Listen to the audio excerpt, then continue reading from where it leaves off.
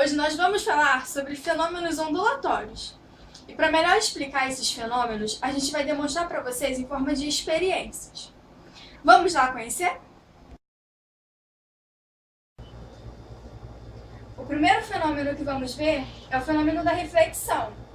E esse fenômeno, ele acontece quando a onda se propaga e na propagação da onda, ela encontra um obstáculo e ela retorna com as mesmas características da onda incidente, como a velocidade. A onda vai se propagar, vai encontrar um obstáculo e ela vai retornar, vai ser refletida com a mesma velocidade que a onda incidente.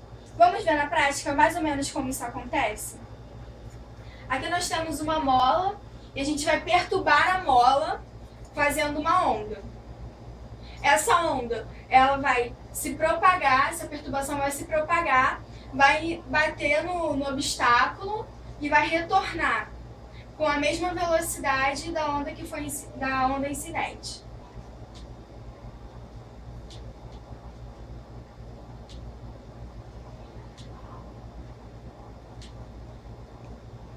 Bom, não sei se ficou muito visível, mas nós vamos explicar de uma maneira para ficar mais claro.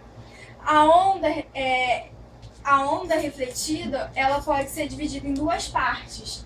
Por quê? Porque ela pode estar presa, uma das extremidades dela pode estar presa num obstáculo fixo ou num obstáculo livre. Como assim? Não entendi. Vamos entender agora. A onda que ela é refletida por um obstáculo, por uma extremidade, quando ela está presa numa extremidade fixa, ela se propaga e retorna com a fase invertida. Ela vai por cima, depois a gente vai ver melhor, e vai voltar por baixo, vai inverter a fase. Já quando a onda ela está presa numa extremidade livre,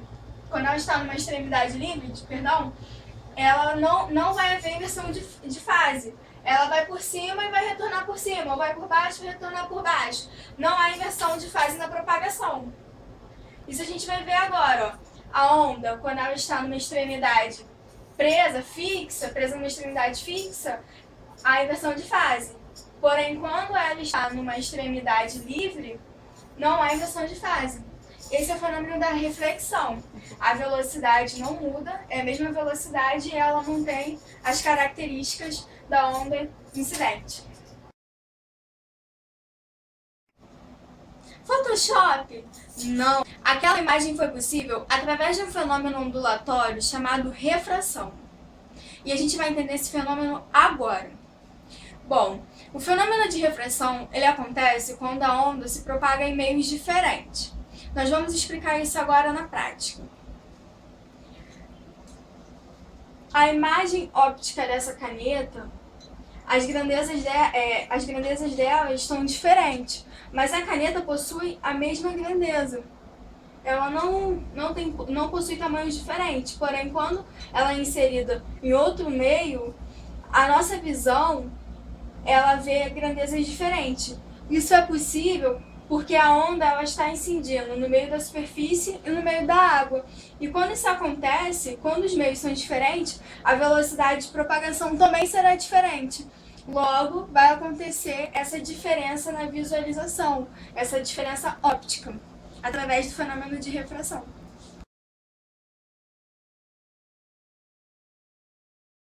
Outro fenômeno que nós vamos falar é sobre a difração. A difração ocorre quando uma onda passa por um obstáculo ou por um orifício, sendo que esse obstáculo ou esse objeto tem que ser da mesma ordem de grandeza do comprimento de onda.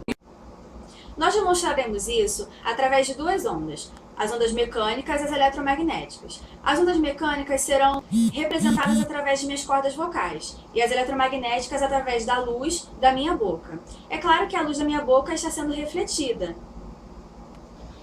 É muito mais fácil nós observarmos o fenômeno da difração em ondas mecânicas, como as sonoras, do que em ondas eletromagnéticas, como as ondas da luz. Porque as ondas sonoras, audíveis, elas têm o comprimento de onda na faixa de centímetros a alguns metros, enquanto que as ondas da luz visível estão na faixa dos micrômetros. Logo, são dois tipos de onda, as ondas do som e as da luz. As ondas do som são ondas mecânicas, longitudinais e tridimensionais. E as ondas da luz são ondas transversais, eletromagnéticas e tridimensionais. Vejamos.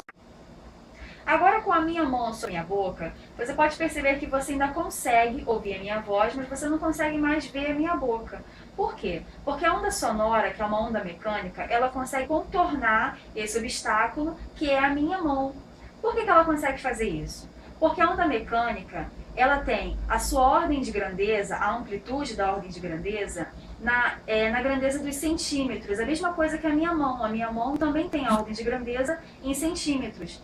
Já a onda eletromagnética, ela tem a amplitude da ordem de grandeza nos macrômeros, que é muito menor do que a da onda mecânica e é menor do que a da minha mão.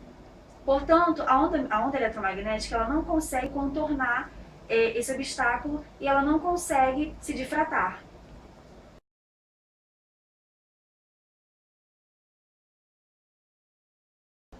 E até que fim, por último, não menos importante, falaremos do fenômeno chamado ressonância.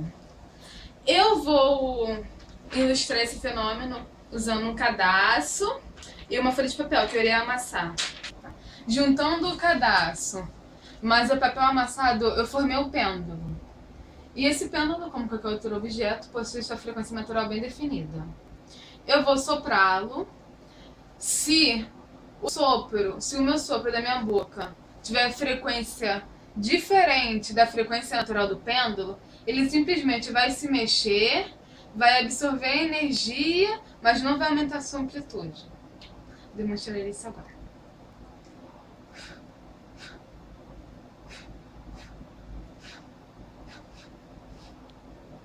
Mas, se a frequência do meu sopro for aproximada à frequência natural do pêndulo, eu farei com que ele aumente a sua amplitude de oscilação.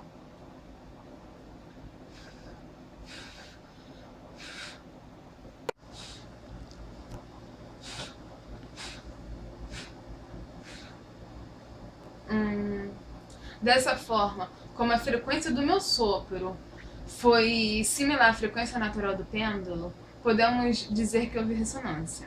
Ou seja, podemos concluir que ressonância trata-se de eu fazer um sistema vibrar em sua frequência natural, estimulado por uma fonte externa com a mesma frequência. O fenômeno da ressonância está muito presente em nossa sociedade, e vamos dar exemplos de como ocorrem. Este fenômeno é ocasionado pela máxima transferência de energia entre um determinado sistema e uma fonte externa, fazendo o sistema vibrar com máxima amplitude. Um exemplo de ressonância no cotidiano se dá num terremoto. Há casas que caem e casas que não caem. Isto ocorre pois cada casa tem sua frequência natural. Mas quando a frequência natural se iguala à frequência da fonte externa, o sistema não aguenta, ou seja, a casa desmorona. E isto é muito relativo, pois, como dito no início, cada casa possui sua frequência natural.